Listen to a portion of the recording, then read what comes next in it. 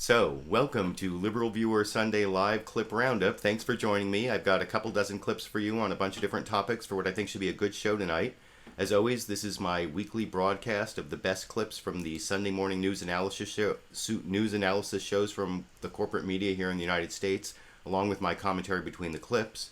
This week, in addition to the Sunday morning news shows from the regular Big Five outlets of ABC, NBC, CBS, CNN, and Fox News, I'll also use some quasi-news clips from last night's Saturday Night Live on NBC.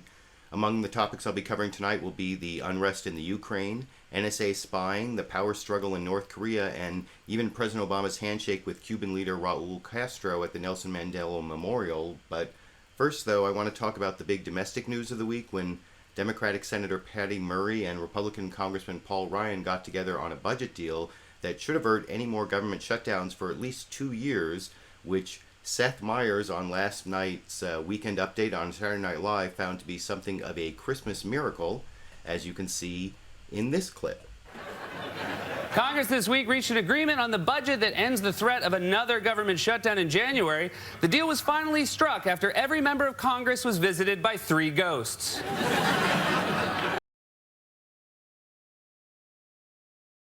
Okay, so I guess if the members of Congress were all visited by 3 ghosts, they must have been the ghost of government shutdowns past, the ghost of the least popular Congress in history at present, and the ghost of 2014 congressional and 2016 presidential elections yet to come. And on that last point, you can see 2012 Republican vice presidential candidate Paul Ryan preparing his defense of this deal he helped broker to use with the Republican base in a possible 2016 presidential run, I think, especially preparing to defend the increased spending in the short term in the deal for cuts that are promised at the end of the decade that Fox News Sunday host Chris Wallace pointed out to him over in this clip. Which you just mentioned. You bust the sequester caps and increase spending by $62 billion over the next 2 years. Can I get you right there for a second? Wait, let me finish, and then right. you can redo all the math. I'll probably make several mistakes. While you reduce deficits by $85 billion over the next 10 years for a net deficit reduction of $23 billion.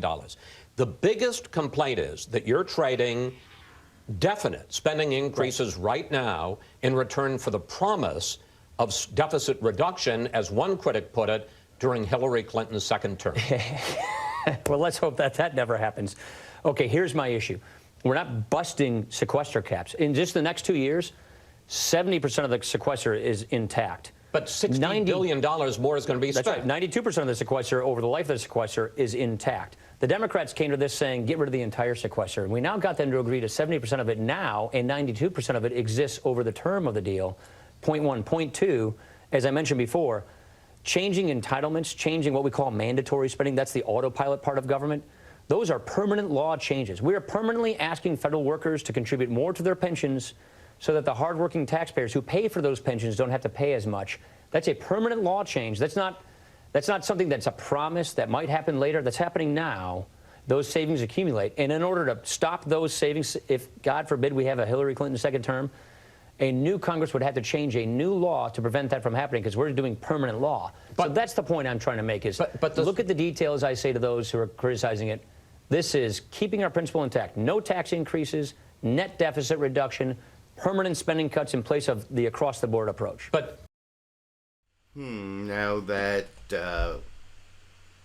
permanent change, saving the federal government money that Paul Ryan's talking about there is the part of the deal that makes new federal workers starting next year contribute about 1% more to their own pensions, and that's one of the big ways this deal brings in more money for the federal government without really raising taxes. And you can see Paul Ryan also vehemently deny the deal raises taxes in the other big way it brings in more money, which is increased airline ticket security fees that Chris Wallace tried to argue was a tax over in this clip. So you're going back to the days of spending more and taxing more because there is new revenue. There's no taxes in this. There are some user fees which say, let's have the user pay for the government services they use instead of the taxpayer who doesn't use those services. If a person gets on a plane, why don't they pay for their security instead of the person who never gets on a plane paying for that? Those are the kinds of things we're saying here. Now, I guess that's a reasonable argument, though this deal will add about double to that airline security fee, from about $5 a ticket to about $11, I think, from what I read.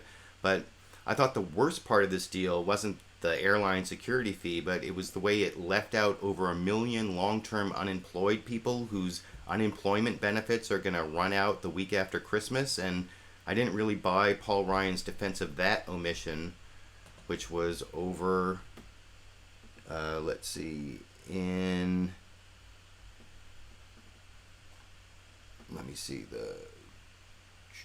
over in this clip.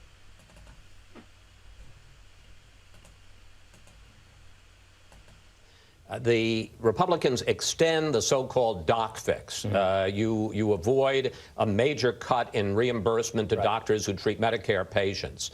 You extend that for 3 months. On the other hand, you do absolutely nothing to extend unemployment benefits for the 1.3 million Americans who will lose it right after Christmas. And Democrats say that shows just exactly what's wrong with Republican priorities. You care more about doctors than you do about the unemployed. Look, this was brought to this package with pay-fors, meaning spending cuts to pay for that doc fix. When they, at the 11th hour, asked for this unemployment extension, they offered nothing to pay for it, which would have blown a hole in our deficits. Point one, point two, a 13th extension of this emergency unemployment extension from the 2008 crisis. We have a lot of evidence showing that it will prolong unemployment. Our focus is getting people back to work, Chris. We want jobs. And we want pro-growth policies that help create jobs so we don't have people going on unemployment in the first place. One of the things we think this accomplishes, by providing some certainty, by preventing the government shutdowns, is it can get the economy growing again. So our focus is on job creation, not a 13th extension of an emergency benefit that was started in 2008. All right. Now, what I think is kind of weaselly about that answer, or incorrect at least about that answer, is I've seen a lot of studies showing that giving money to the unemployed, giving 1 million people these unemployment benefits, is actually one of the best ways to quickly stimulate the economy, because that's money that people are definitely going to spend. You know, when you give money to rich people, they'll put it in bank accounts or whatever, but if you give it to the people who are living on the edge, they're going to go spend it, and that stimulates the economy. And I've even seen estimates that it will create 300,000 jobs by extending these unemployment benefits.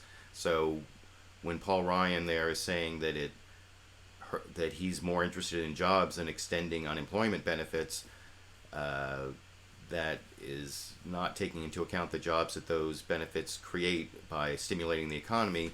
And the studies that show that long-term unemployment benefits decrease people's motivation to get a job, that only really holds true when there is a good economy, and the economy's still pretty weak.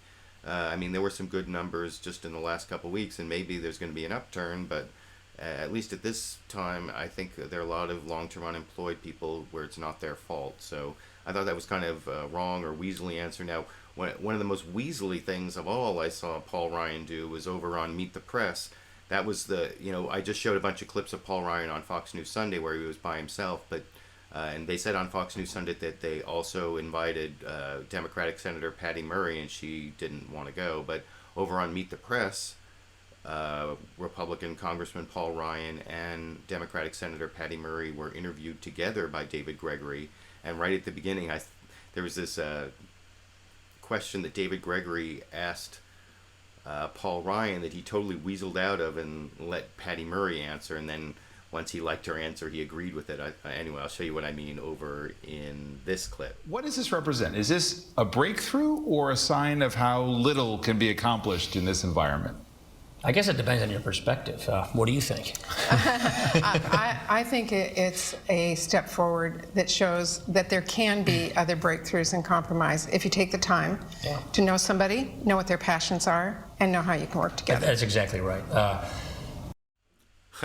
So yeah, there you can see Paul Ryan weaseling out of answering the question himself, and then adding on to Patty Murray's answer once it seemed acceptable. And I think that's because, as far as I know, Patty Murray is not running for president, but Paul Ryan, as the vice presidential candidate last time, is one of the people who definitely is a good possibility to run, and I think that's why he's being kind of weaselly. And I showed how he was preparing his defenses. I'll show one of the things he responded to was Marco Rubio, Senator Marco Rubio, who may run against him in 2016 for the Republican nomination for president. He kind of attacked this deal, and I'm going to show you David Gregory asking kind of a loaded question about Marco Rubio saying that this deal was un-American. Actually, what Marco Rubio said, and David Gregory, host of Meet the Press, corrected himself later in the broadcast and said what Senator Marco Rubio had actually said was that as an American, he couldn't vote for this deal, which isn't quite the same thing as saying it's an un-American deal. But anyway, I want to show this is how Paul Ryan responds to the criticism from Senator Marco Rubio over on Meet the Press in this clip. I'm not going to go into what Marco's rationale is or his motivations are for that. I know what I think, and I know what I think is the right thing to do. Getting a budget agreement that reduces the deficit without raising taxes and prevents 2 government shutdowns from occurring in 2014, in my opinion, is the right thing to do and is a good thing to do. There does seem to So yeah, there's Paul Ryan defending himself against Marco Rubio now, and that's one of those splits in the Republican Party. Now the big split in the Republican Party on this has been between the more establishment Republicans and then the radical Tea Party Republicans, and Republican House Speaker John Boehner kind of lashed out at those Tea Party Republicans in a news conference earlier this week. I think it was on Wednesday, and I want to show you a short clip of that from Meet the Press and then how Paul Ryan responded to that. And let's see, I'll play you that clip right here. outside groups. You mean the groups that came out and opposed it before they ever saw it? They're using our members and they're using the American people for their own goals. This is ridiculous. A lot of people saw that and said, why now? Why didn't he lay down that gauntlet before? Well, look, I think John just kind of got his Irish up. He was frustrated that these groups came out in opposition to our budget agreement before we reached a budget agreement. I was frustrated too. But I think these are very important elements of our conservative family. I would prefer to keep those conversations within the family. And I think he was just basically voicing his frustration with their opposition before we had reached our agreement. But do you share that? Yeah, now, I saw Paul Ryan give that same answer also over on Fox News Sunday. I won't play that clip. And that, I don't know, first he said that Speaker John Boehner got his Irish up. I don't know, is that racist? I don't know, maybe that's racist. But the whole thing about how he thinks he not only defends John Boehner for attacking the Tea Party Republicans, but then he also says that the Tea Party Republicans are serving a very important function. So that definitely sounds like someone who's running for president. Now, one of the things I thought was kind of interesting about the back and forth between Democratic Senator Patty Murray and Republican Congressman Paul Ryan was Patty Murray said that they had to learn to trust each other and like not trust each other not to quote each other and have like big political, they like have political dirt on each other based on what they were discussing that they're keeping private through this trust they built, or that's what it sounded like to me anyway. And I'll show you, let me see, this is also from that Meet the Press interview over in this clip. You know, I think one of the things that doesn't happen hadn't happened in a divided Congress is people listening to each other. One of the things we had to learn to do is to listen to each other and to respect each other and to trust each other. A lot of the discussions in this room, either one of us could have taken out and blown up and killed the other person on politically. We agreed from the start we wouldn't do that. Very important to where we are today. That's right. You agree? Yeah, she's right. Thank you both. So yeah, there's Paul Ryan agreeing with Patty Murray that they have gotten some sort of political dirt on each other by what they really believe that they're, and that sounds almost, I mean, I can understand what she's trying to say, how they built up this trust, but I don't know, it's a little disturbing that there are some things in private they're saying about what they're willing to do, or that somehow, at least probably this applies more to Paul Ryan since he's like the possible 2016 presidential candidate. And I mean, it sounds like maybe there are some things he's not really saying, but I don't know. I guess that's not that big a surprise. And I want to show a couple more clips from Patty Murray talking about this deal. I thought she said something really interesting about how it was important that people get rewarded for doing other things than just shouting at each other. And, you know, given the way that things have gone with these government shutdowns, I thought that was kind of an important point and worth me playing for you here. And let me see, I think that is this clip. Is that we can't take on the tough discussions unless we can learn to use the word compromise so that we can have that be a respected, trusted word in this Congress. I come here with passionate things I care about. I know that Chairman Ryan comes with passionate things. But if we just sit in our corners and yell at each other and that's all we get rewarded for, we'll never get to those big discussions about tax reform or strengthening our entitlements or how we fund things in the future or immigration reform or any of the other really big challenges of our country. Yeah, so yeah, I thought that was interesting, and I think that's true. There have to be ways, if the country's going to have any success at all in solving any of its problems, there have to be ways that people get rewarded for doing things other than shouting at each other, and that's what it looked like from the whole government shutdown thing, that, you know, people like Ted Cruz were getting all this fundraising and all this positive political exposure for being the people who screamed and blocked and didn't really do anything constructive. And now, of course, there are a lot of things in this deal. I mean, this deal is a pretty minor deal. It's pretty small. And, you know, I said how the unemployment benefits weren't in there. I thought that is one of the big drawbacks. And Patty Murray kind of defended the smallness of the deal in the last clip I want to play from her, and how the Democrats didn't get everything they wanted, but you know, it's still worth making the deal, and I'll show you that clip here. Democrats think are really important, and jobless benefits don't get extended. Well, we didn't get everything we wanted, but I'll tell you what we did get is certainty for the next 2 years. We have a point now where we're not going to tell everybody that we're going to throw the economy in a tailspin because we have to have something. And importantly, a budget agreement really is about how we can manage this country's resources so we can have the things I do care passionately about, whether it's education or health care or transportation infrastructure. We were not managing our country in a way to get the things I cared about. So yeah, I guess, I mean, that makes some sense from Democrats' perspective as to why this deal is okay, and even though it doesn't include the unemployment benefits and there isn't that much extra spending, there's certainly not a big stimulus, which our economy could probably use, but I guess given the political realities, it makes sense to go for this deal now and maybe have the possibility of doing more. But one thing that I saw on CNN State of the Union that could be like the most important thing that came out of this deal and also out of the news over the last few weeks that I haven't really seen focused on was something that I saw Peter Orszag say, talking to Candy Crowley, like I said, on CNN State of the Union. Peter Orszag, he was the director of the Office of Management and Budget for President Obama for a while, and he was also at one point director of the Congressional Budget Office, which is the nonpartisan office that scores all the bills and says how much everything's going to cost.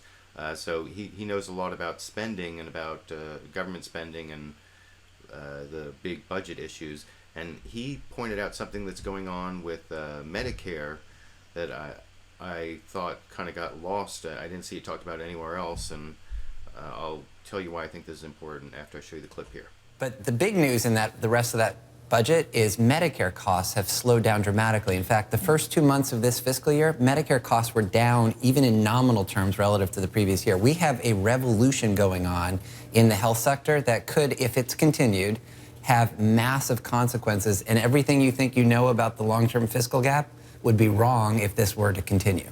And that is the result of the lowering of Medicare costs Multiple things. I think the biggest thing is the expectation that we're moving away from fee-for-service payment, and most hospital executives think we're moving quickly. The key is we need to realize those expectations, or everything that people are doing in advance of that shift would be dropped. So yeah, the fact that Medicare costs are coming down, because healthcare costs is one of the huge things that's ballooning the deficits in the out years, because we have this aging population, and as more and more people go on Medicare, if we don't bring those costs under control, that's the big entitlement spending that is causing, it seems like, insurmountable deficits. So if Medicare costs are coming down, that would be big news. And it's only a couple months worth of data, but I want to show you something. At the end of November, New York Times columnist and winner of the Nobel Prize in Economics, Paul Krugman, I never know how to pronounce it. He wrote an article about the secret success of Obamacare, and I want to put up one paragraph. And I put a link down in the video description below this video to the whole article. He's saying, so what aspects of Obamacare might be causing health costs to slow? One clear answer is the tax reduction in Medicare overpayments, which is this reduction in the subsidies to private insurers offering Medicare Advantage Plus. And then there's also cuts in provider payments, because the way that, and I'm not quoting here, but the way that there are Medicare cuts in the future, because it's politically impossible to cut the benefits, what they do is they cut the amount of money going to hospitals and doctors.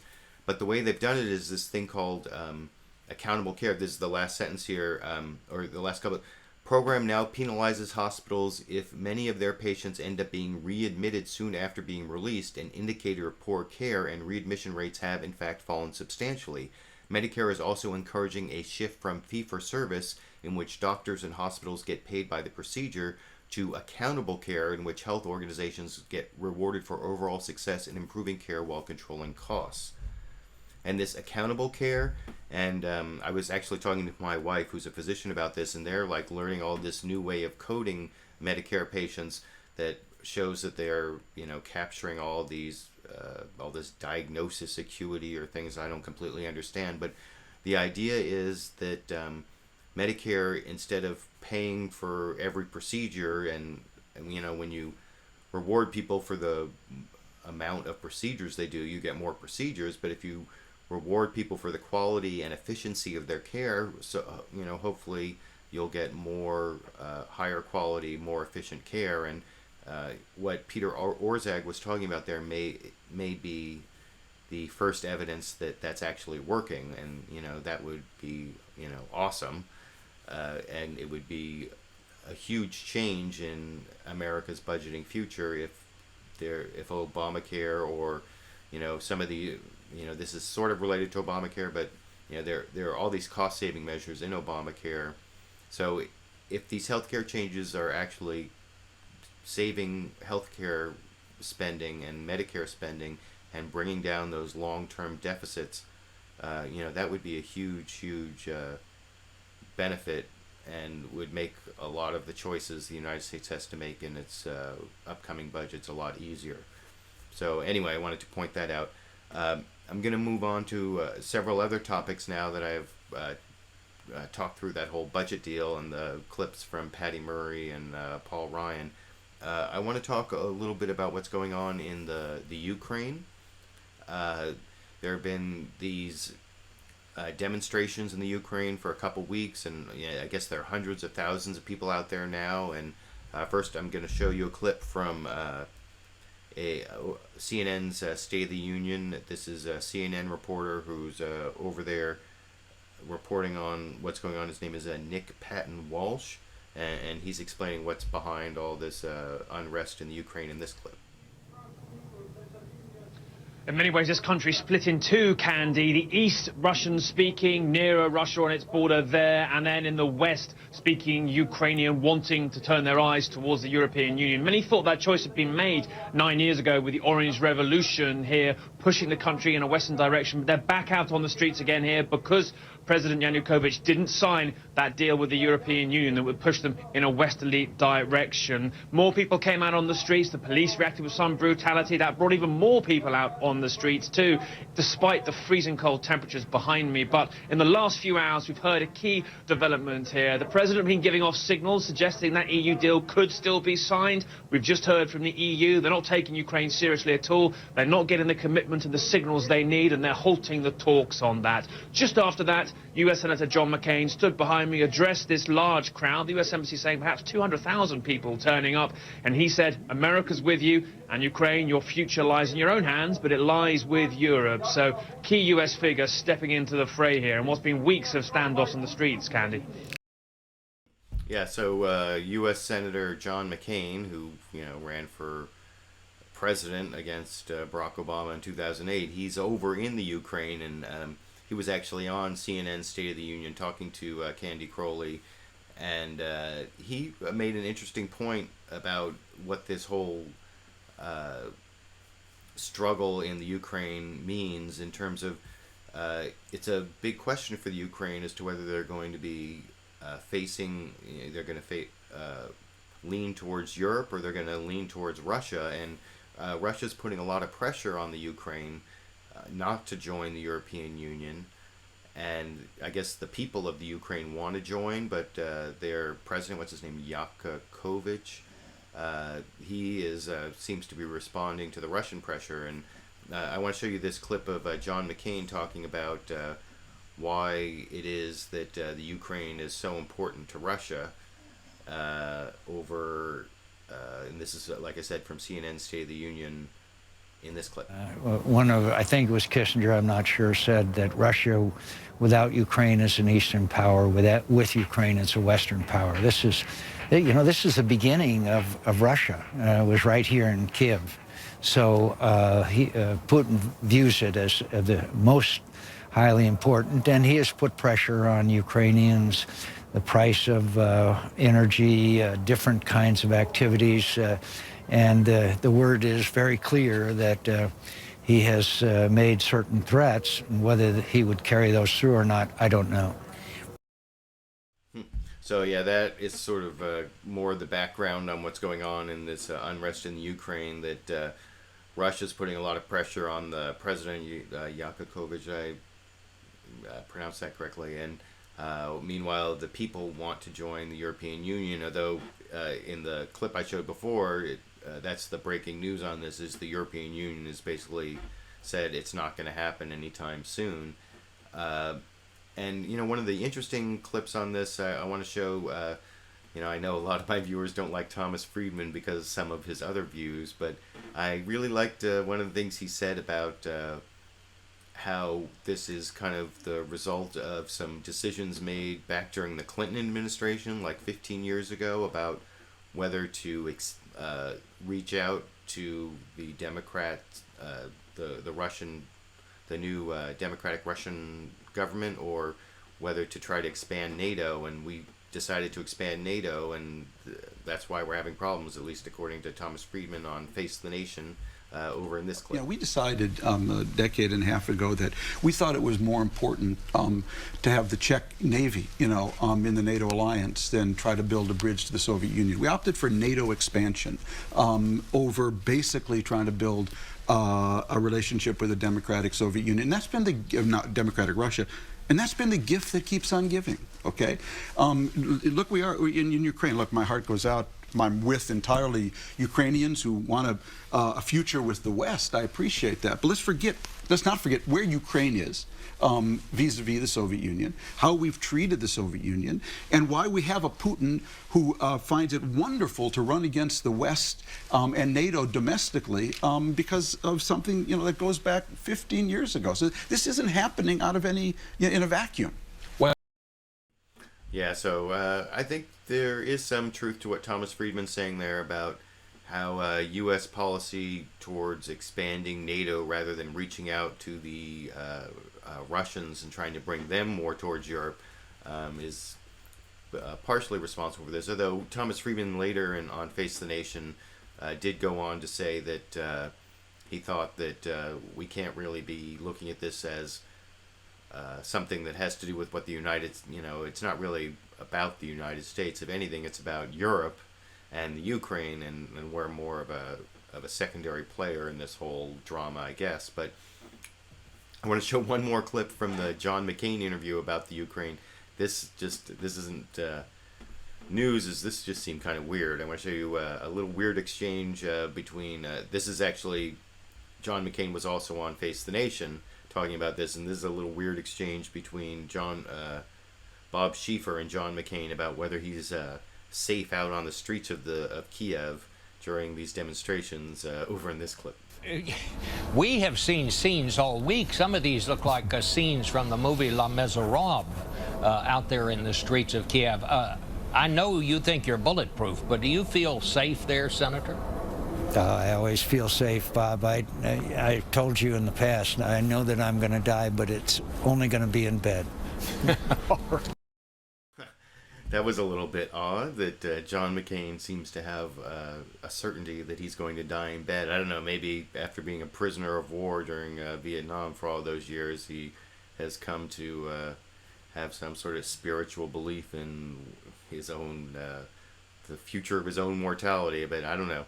I never heard that before, but I guess that is a little strange.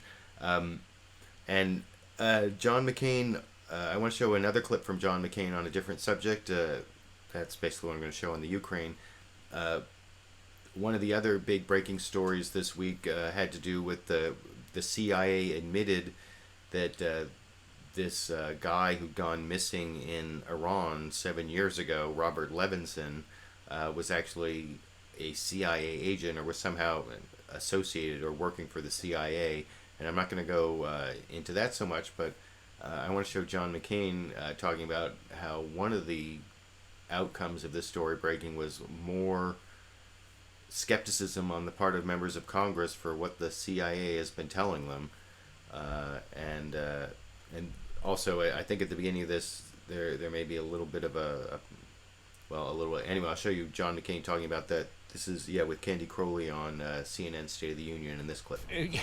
We have seen scenes all week. Some of these look like scenes from the movie Les Miserables out there in the streets of Kiev.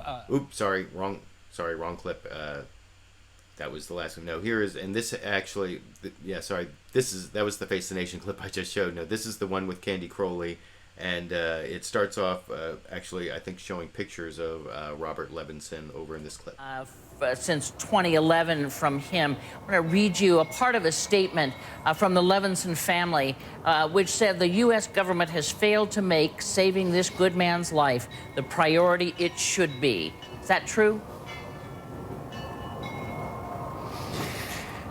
I am confident that we are doing everything that we can, probably under very difficult circumstances. And by the way, this should, and the other Americans who have in Iranian custody should affect our relations with them. But frankly, what disturbs me is apparently they did not tell the truth to the Congress. The CIA did not tell the truth to the American Congress about Mr. Levinson. If that's true, then you put this on top of things that our intelligence committees didn't know about, other activities which have been revealed by Snowden, maybe means that we should be examining the oversight role of Congress over our different intelligence agencies. Yeah, so I'm always glad to hear someone in Congress say that the spying infrastructure from the United States needs more congressional oversight, and if you need any more evidence of that, over on Meet the Press, General Michael Hayden, who used to run both the CIA and the NSA at different times, was on, and he was talking about Edward Snowden and the spying thing. Edward Snowden was a runner-up for Times Person of the Year. Pope Francis was the winner. And David Gregory asked General Michael Hayden about Edward Snowden and, about his impact and how important the stuff that he revealed was. And I thought, if you want any evidence that Congress needs more oversight over the NSA, I think you can get it over in General Michael Hayden's answer here. Edward Snowden is still a controversial figure. He was runner-up to Pope Francis as Time Person of the Year. We'll talk to Nancy Gibbs about that in just a couple of minutes. But as criticized as he is, and I do get that, who else was exercising a real check and balance on the excess of this security state? Yeah, well, first of all, and it's probably not surprising to you, as somebody of my background says I didn't see the excesses. I see the potential for problems because we have built up you tremendous... You don't see abuse? No, there is no abuse. And oh, by the way, I don't see any unlawfulness either. This was all done according to the Madisonian formula. The president authorized, the legislature legislated, and the courts oversaw. Now, we can have a legitimate argument among free people as to whether or not it's wise, as to whether or not we generally agree it's the proper balance between liberty and security, but there were no abuses. Now, I don't think there are a lot of people out there who really believe there were no abuses, and that argument about there being nothing unlawful because all three branches of government were involved, I mean, I think that's kind of half right. For those of you who may not remember, I made a video back in July called Impeach Obama for NSA Spying Program, and I kind of made that same argument, but then I made a second argument. The first argument is that you can't really impeach President Obama because what he did was execute a law passed by Congress, which is kind of what Michael Hayden was saying, and so far the courts haven't really struck it down, but I don't think what he's doing is constitutional, even though it may be lawful. And I think, and if you go and you watch my video, Impeach Obama for NSA Spying Program, I actually show a good clip from Barton Gellman and make a good argument that what the oversight, all three branches of government are really shirking their responsibilities, and none of them are really doing a lot of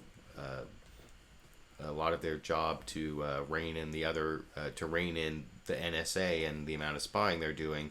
I mean, even the executive branch isn't reining in its own, and the judicial branch hasn't really taken it up and has dismissed things for lack of standing. And of course, Congress, they pass these sweeping laws and have done very little oversight. So I really disagree with what Michael Hayden said there. And he also said kind of a similar thing about whether we need to trade liberty for security a little later in that interview, and I'll show you that clip here. To be the United States of America, to protect democracy, do we have to be less safe in order to preserve our freedoms? Yes, obviously. Look, we can do more. And those who say it's a false choice between our liberty and our security, those folks aren't responsible for either. We make these kinds of choices all the time. The thing that we have to do is make it an informed and mature choice so we understand what is reasonable and not reasonable based upon the totality of circumstances. Look, David, the afternoon of September 11th, I changed some things at NSA within my authority, but based upon my understanding as to what was reasonable and unreasonable that afternoon compared to that morning. No, I really don't like that argument. That, I mean, basically what he's saying there is, after saying there are no abuses, now he's saying we do have to give up liberty for security, and of course the reason, 9/11. And you know, I want to point to another video I made back in July. This video was called "Would NSA Spying Program Have Stopped September 11th Attacks?" And guess what? The answer is no. There's really no evidence that all this NSA spying would have stopped the 9/11 attacks, and there's actually a lot of argument that one of the problems on 9/11 is that we had too much information and not enough of a way to analyze it. I mean, we had all the information we needed, and more information just creates information overload, I think. But anyway, I want to show you those few clips on the whole NSA spying, and there are a few other topics that were covered. You know, one of the things that was covered on a few of the different programs, I'm going to just show one clip about this. On Friday, there was another school shooting here in the United States in Colorado. A student came in and he critically wounded another student. I think she was shot in the face with a shotgun, and then he killed himself. And then, of course, Saturday was the 1-year anniversary of the Newtown, Connecticut shooting, where I think like 26-year-olds or 21st graders and 6 teachers were killed, and that was supposed to get something going in terms of gun control, and nothing ever happened about it. And I was surprised over on Fox News Sunday, they actually had a lot of exposure. They gave a lot of time to the people who want more reasonable gun laws in the United States. They had the sister of one of the teachers who was killed, and she was really strongly advocating for at least background checks. And then they had Congresswoman Gabby Giffords, who was also shot. Her husband, what's his name, Mark, I can't remember, the astronaut, Mark something, I'm blanking on his last name, but he was also on Fox News Sunday advocating for reasonable gun control. So I don't want to say that Fox News Sunday was biased on this issue, because they actually spent a lot of time for the pro-gun control side. But the one clip I want to show was from this guy, Larry Pratt, who is the from Gun Owners of America, which is like even worse than the NRA from what I understand. And he made this bogus argument about the whole thing over on Fox News Sunday in this clip. Well, Chris, we're not really going to be able to talk about a victory until we get rid of the laws that prohibit people from having guns to protect themselves in schools and in other places. Every one of our mass murders in our country has occurred in places where guns were prohibited. So what you're saying is it's not a victory just that you've stopped more gun legislation. You want to see the legislation that's out there rolled back? That is correct, Chris. The legislation that is on the books is lethal. It is killing people. All of these gun-free zones are murder magnets, and we've simply got to get rid of them. It's an illusion to think that somehow we're going to be safer because we can't have a gun in a particular area, because the bad guy's going to have a gun. I hate that argument. That's one of the stupidest arguments, and it's been debunked. Just got a weird error message there, but I hope you saw that whole clip of Larry Pratt there. It looks like, is everything here still broadcasting? I just got a weird error message from my software. Oh yeah, it looks, I can see the Larry Pratt thing is still broadcasting there. So okay, so yeah, I thought it looked like it. I think the broadcast froze up there for a minute there. Anyway, I apologize for that, but I saw a good Mother Jones article. I didn't have time to put it in the video description, but there's a great Mother Jones article. Even though it's a left-wing magazine, it looks at all the data and shows that there's never been any case where there's been evidence that one of these shooters chose his target based on the lack of guns there. Larry Pratt there said that all the mass shootings have occurred in gun-free zones. Well, I think there was a military base, and then there was the Navy Yard shooting. There was the military base a couple years back, and then the Navy Yard shooting a couple months back. So those were actually military bases with a lot of people with guns. So I mean, that whole argument is totally bogus. So I wanted to show that clip just because these are fair use clips, and so if I can find something I can be very critical of, that increases the fair use argument. I did get a couple copyright claims on my LiberalViewer Sunday Live clip roundups this last week, so I want to point out these are all fair use clips because I'm criticizing and commenting on them in their news clips. There are a couple quick other topics I want to get to before I look in the comment section and try to get some discussion going from there.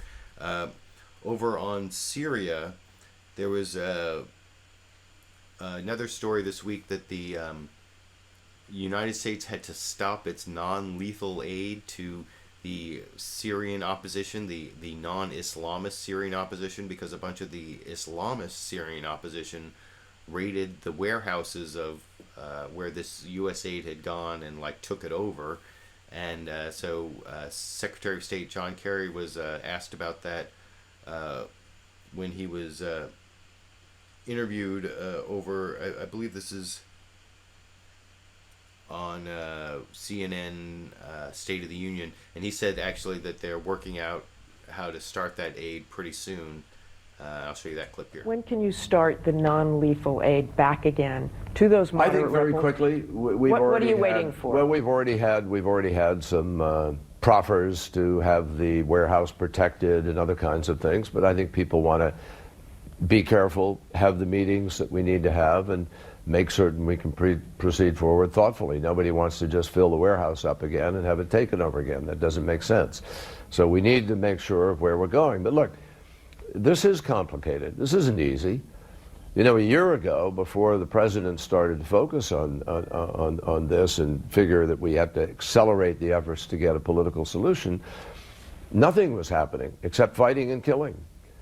And a year ago, chemical weapons were being used and under the control of the Assad regime. Now, through our diplomatic efforts, we are moving towards a peace conference. And you really think that's going to happen next month? We're committed to going. The Russians are committed to going. Countries are committed to going. John McCain. I'm sorry, that wasn't actually CNN State of the Union. That was Martha Raddatz from ABC interviewing Secretary of State John Kerry on This Week with George Stephanopoulos. And he's saying that even though the United States was kind of embarrassed when these Islamists, Al-Qaeda Islamists, maybe Al-Qaeda affiliated Islamist groups in Syria who are fighting Bashar al-Assad took over all this aid that the United States had supposedly been sending to the good rebels. The bad rebels took the aid that the U.S. had been sending to the good rebels. He's saying that they're working that out, where they're going to have guards on the warehouses and they're going to be resuming aid, but I don't know. And then he goes into talking about the chemical weapons destruction, and that actually is a U.S. success, but I don't think the U.S. is having a lot of success in picking rebels who are fighting in Syria who are going to be successful. At least that's kind of what I was getting from that. Also on ABC's This Week with George Stephanopoulos, that interview Martha Raddatz had with Secretary of State John Kerry, they were talking about what happened in North Korea this last week. That's another big international story. Kim Jong-un, the young dictator in North Korea, he executed his uncle, who was like his mentor and kind of his second in command for a while. And I want to show you what John Kerry said about that over on This Week with George Stephanopoulos in that same interview with Martha Raddatz over in this clip. North Korea, that the young leader, Kim Jong-un, has executed his uncle, his mentor, one of the most powerful people in North Korea. What does this tell you about the danger coming from North Korea? Well, it tells us a lot about, first of all, how ruthless and reckless he is, and it also tells us a lot about how insecure he is to a certain degree.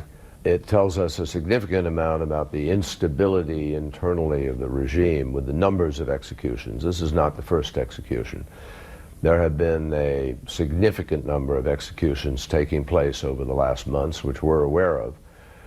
And most importantly, it underscores the importance for all of us of finding a way forward with North Korea in order to denuclearize the peninsula.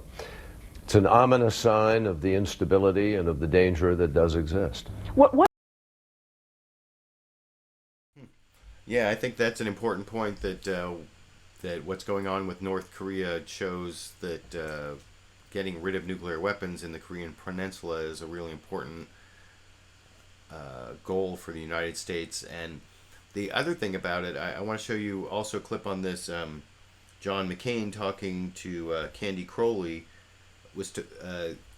I guess there are two schools of thought on what this execution of the uncle means. It either means that Kim Jong-un is consolidating power, or that he's losing power. And of course, since those are opposites, it's not very helpful to know that those are the two possibilities. Actually, read this interesting article in the Telegraph, the British newspaper, talking about how this shows the power of the women behind Kim Jong-un. His aunt, the wife of this uncle who was executed, supposedly is a big power, and of course, who may have been behind this whole thing.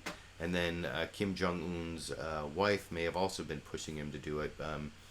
But on that point, I want to show what John McCain said about this question of whether he's losing power or consolidating power. When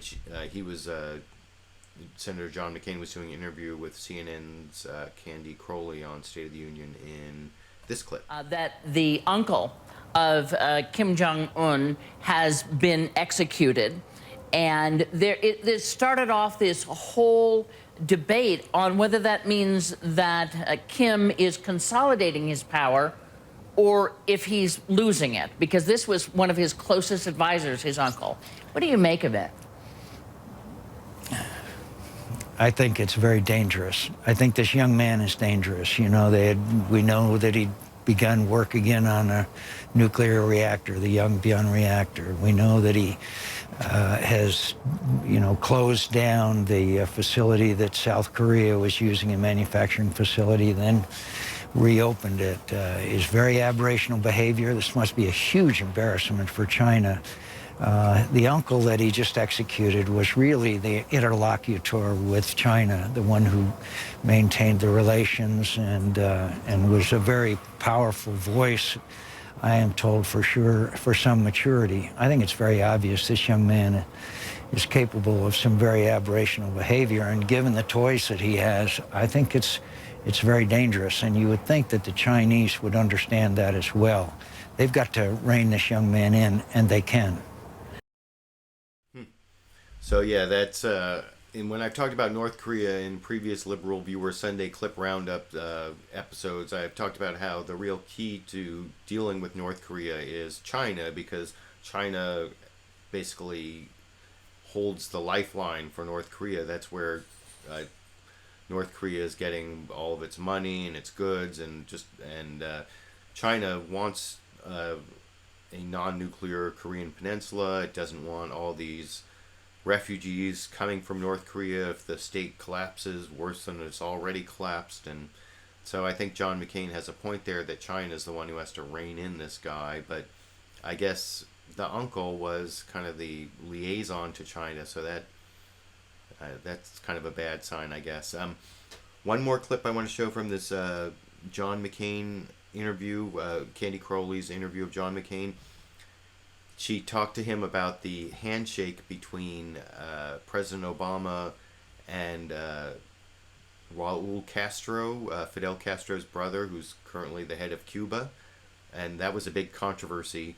And early in the week, John McCain compared the handshake of President Obama and Raul Castro to the handshake between British Prime Minister Neville Chamberlain and Hitler before World War II, which is like the symbol of appeasement. And Candy Crowley kind of called him on it and got him to walk it back a little bit, as you can see in this clip. We noticed this week, of course, was now that famous handshake at the memorial service for Nelson Mandela between President Obama and Raul Castro of Cuba. You liken this to the handshake between Neville Chamberlain and Adolf Hitler, that sort of pacifist imagery. Do you regret that statement? I think it was a gross exaggeration, but have no doubt that that is a great propaganda value for the Cuban government, which is oppressive, repressive, continues to jail dissidents, and continues to be one of the, probably easily the most repressive government in our hemisphere. I don't think you should shake hands with someone who continues to violate his own country's human rights. It happened, but it is what it is, and I'm sure that Mr. Castro appreciated it. Well, to liken the president to Neville Chamberlain, though, seems... Did you think in retrospect it was over the top? No, I'm sure it was an exaggeration, Candy. If you want me to plead guilty here on CNN, guilty. Okay. And so, yeah, Senator John McCain pleads guilty to over-exaggerating by comparing President Obama to Neville Chamberlain and Raul Castro to Adolf Hitler. I guess calling it an over-exaggeration is kind of an understatement. And, that thing about shaking hands with someone who represses people, I think there's a picture somewhere of John McCain shaking hands with Libya's Muammar Gaddafi before he was deposed. And I don't think he had that great a human rights record. And complaining about the human rights records of people in the Western Hemisphere, that gets me to the last clip I want to show. I started with a clip from Saturday Night Live, so I'm going to end with a clip from Saturday Night Live. This is also about liberty in the Western Hemisphere. Uruguay made news this week by being the first country to completely legalize marijuana countrywide, even more than in the Netherlands, where it's not really legal, but it's kind of allowed but not legal. But here the government is kind of taking over a lot of the process of marijuana, and it's made it completely legal. And I kind of enjoyed the joke from Seth Meyers on Weekend Update on last night, Saturday Night Live, in this final clip. Uruguay this week became the first country in the world to legalize marijuana, which means that hundreds of stoned college students just booked a flight to Paraguay. Yeah, so I guess that's kind of the stereotypical marijuana activist react. You know, it reminds me of that old joke about how the reason that marijuana never gets legalized is because all the activists forget where they put the petitions or whatever. Of course, that's not so true in Washington and Colorado anymore. And so, anyway, I thought that was the last clip I want to show you from a lot of news, a lot of international news this week. I'm way over time here because I started late after having some software problems where my software, like, it didn't really link up. I don't know. I at least didn't have to load up every 3 clips. You notice how I got all the clips loaded up, and hopefully I'll get more adept at using this new software. I want to look a little bit in the discussion section here, just for a couple minutes, see if I can get a little live discussion going. Looks like I've got what is it, about 80 or 90 people watching, so I really appreciate that. So I'll look here in the discussion section. Let me start over if you want. We hear you, can you hear me? Okay. I see Jan Etor posted a comment about this whole copyright problem. Like I said, my Liberal Viewer Sunday live clip roundups got a couple copyright claims. I think I got 8 copyright claims total over a couple days at the beginning of the week, and I disputed them all, and several of them were retracted. If you look on my Facebook page, facebook.com/liberalviewer, I actually posted some screenshots and talked about some of the people who released their copyright claims right away. But I have, I think, 5 pending copyright claims that I've disputed still from Viacom, including from some Liberal Viewer Sunday live clip roundup. So I definitely agree that there's something bad going on YouTube about copyright. So Dragon Ivan says, well played on the ghosts, LV, and probably dead right. Yeah, I like the 3 ghosts that the members of Congress were visited with. I thought that was good analysis on my part. Thank you. Let's see. Mr. X00666 says, we currently have a 2-tier law system, one for the rich and one for the poor. Well, I'm not sure what that's related to here, but, you know, I definitely agree with that. You know, one of the books here is from the Innocence Project. This is, Actual Innocence by Barry Scheck, Peter Newfield, and Jim Dwyer. And I actually support my Northern California Innocence Project because I know there's a lot of injustice in the criminal justice system. Yeah, if you want to support an Innocence Project because of our 2-tiered legal system, that wasn't really, I'm not sure what that was related to, why people said that, but, or why that commenter made that comment, but let's see. Krasnaya Armada says, I guess Irish is soft racism now. Well, that was kind of a joke. I think the phrase getting their Irish up, I guess it does kind of make the Irish sound like they are easily angered, but let me see. Let me see if I can get 1 or 2 more comments to talk about. I think I'm over an hour already.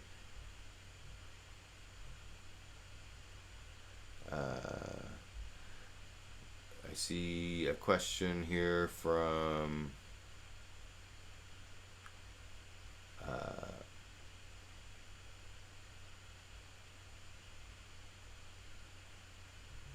let's see, Mr. X00666 says the shutdown did a lot of good for the Koch brothers with stopping the EPA from doing their job on them. Well, I don't know about that. I haven't read about that story. I think actually one of the reasons that we've avoided a government shutdown is that some of the big business people, like the Koch brothers, have decided that the Tea Party went too far and is actually starting to hurt business interests. One of the other developments that I didn't talk about this week, Senator John Cornyn from Texas was supposedly going to have a primary challenger, and he can't seem to be getting a lot of money from the big money establishment Republicans, and some of those big money people are saying that they're going to oppose the Tea Party primary challenge to John Cornyn in Texas. So I don't know. Let's see. Oh, Kresny Armada said, Ukraine always stuck in the shadow of Russia. Terrible history if anyone doesn't know. Yeah, that's definitely true. Looks like I've got several comments from the same people, which I don't mind. The Norwegian 76 says, lame is Rob, not law. Yeah, I didn't really notice that, but yeah, it is, of course, lame is Rob, not law is Rob, but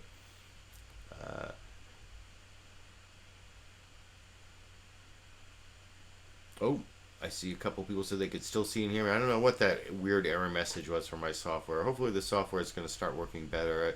I mean, I do like having all the clips loaded up at the beginning, but I also seem to be having Godwin's Law. That's KZNO2 says Godwin's Law. That's the law that says that any discussion of any topic will eventually have some nasty comparison to Hitler or the Nazis, right?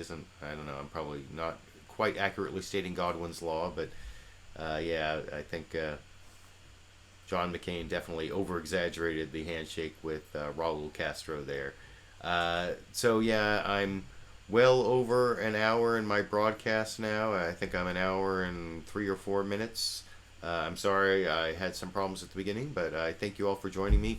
I may be making a video on the whole Megyn Kelly, Jesus and Santa are white. I was working on that for a couple days at the end of the week, and I saw Megyn Kelly almost did a retraction on it on Friday. So I'm trying to put together some clips on that, so look for that possibly this week. It's been quite a long time since I made an edited, produced video, so I'd like to do that. I think it'll be called Jesus, Santa must be white on Fox News, ? So look for that. I hope you enjoyed all the clips I picked out for you and my commentary, and I really appreciate all of you who joined in the discussion. It looked like almost 100 people were here, which is good given that I couldn't do the show last week, being in San Francisco. So thanks for joining me. For my American viewers, enjoy the end of your weekend, and for my viewers in Europe and wherever else you are, enjoy the beginning of your Monday and the start of your week.